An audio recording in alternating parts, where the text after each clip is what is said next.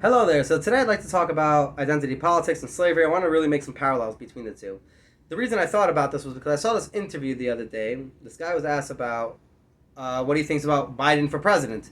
He said, well, Biden becomes a president. That would really mean that Kamala Harris becomes a president because we all know Biden is not all there or whatever. He said something to that effect. And if Kamala Harris is president, that would mean we have now a black woman in office, and that's progressing, and that's progressive, and all that. And I'm thinking to myself, like, no, that's actually regressing. We had a time with this guy, what was his name, Martin Luther King Jr. I think his name was, and he said something like, not to judge people by the color of the skin, but rather the content of their character. And I'm thinking to myself, like, I generally I would say this to anybody everywhere, whatever it is. I think take that first part of it, make that as an optional thing to say. Like the reason that was said like that, not specific to specifically the color of their skin, was because that was the issue at hand at the time. But you can really use anything in there. You can throw in race, you could throw in gender, you could throw in orientation, whatever it may be. You can throw in anything can fit in that slot and say judge a person by the content of their character, and that's fair. And I think if you're getting into an argument or a debate with people, just throw that line in there and say like, well, what if you replace it with that, and why does it not work for something else? Let's say if they're going to argue for identity politics or whatever it is, but this is identity politics. This is really what it is, and I can tell.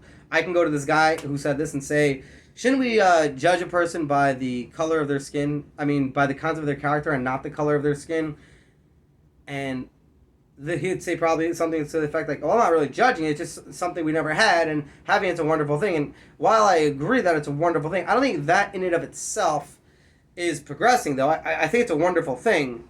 It is progressing that we can get there. At the same time, that's not the point. We shouldn't be judging people after like this. Kamala Harris was literally elected. She was put in that position to be the vice president because she's a black woman, and that's because racism is on the rise in this country now.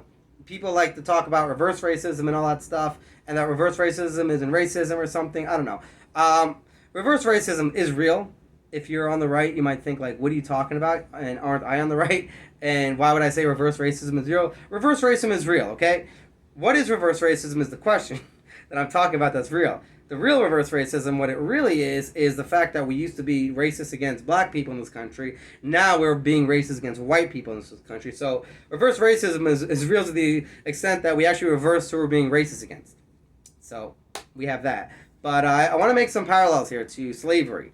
And right now with identity politics, we the issue at hand, as I said, is that we're judging people on these traits, on these things about them that they can't do anything with. There's nothing they can do about it, and we're judging them based on it, and all that. That's racism. That's sexism. That's whatever it is. That's the problem. Now imagine we applied identity politics. This is just in my mind. This is what came to me. We take identity politics and put it back in the time we had slavery. Imagine if let's say there was an uptick in slave owners being black.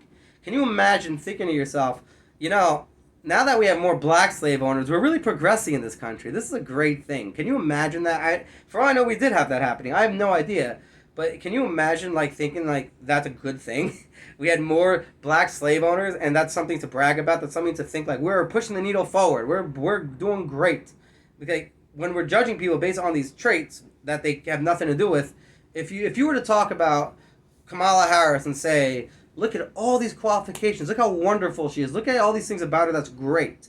That we want her as our vice president for. We want her for that. And look, we never had a woman in office, and that's also the fact that we're able to do that, and historically we couldn't do that. That's actually a good thing to look at. If that was the case, fine, but that's not the case. It's literally just being stated here like, well, she's a black woman, and like that's it. I hear nothing else about her that's of substance, of any value, of any worth to consider her in any way. Amy Coney Barrett just became elected. She just became the Supreme Court. She became a Justice Barrett, and she was qualified through the roof. Anybody ever spoke about her was just saying all her qualifications, how qualified she is, how incredible it is, and she's a woman. Back in the day, that was an issue, and now that's progressive. But at the same time, we're not talking about the fact that she's a woman. We're talking about the fact that she's qualified. That's an amazing thing. But on the left, it seems they think that we should be looking at the fact that it's a woman still and a black person and all that stuff. Where on the right, we seem to just think like, yeah, this person's qualified. Let's put her in. We're not talking about the fact that it's a woman. We don't care about the fact that it's a woman. That's really moving the needle forward, if you ask me. So yeah, just think about the fact that make that parallel, maybe make that argument to people if you need be. Imagine identity politics being used in the times of slavery and saying, we got more black slave owners in this country.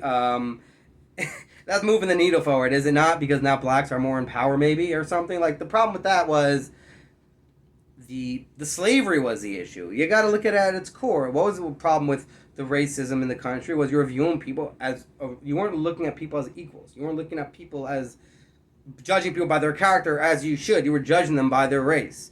However you were judging them doesn't make a difference. Whoever you're judging by whatever race you're judging doesn't make a difference. Same thing here.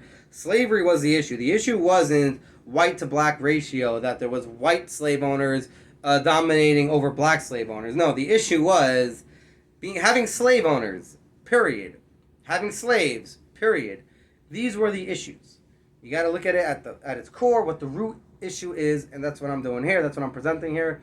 All the best. Thanks for watching. Like, subscribe, share. Thank you.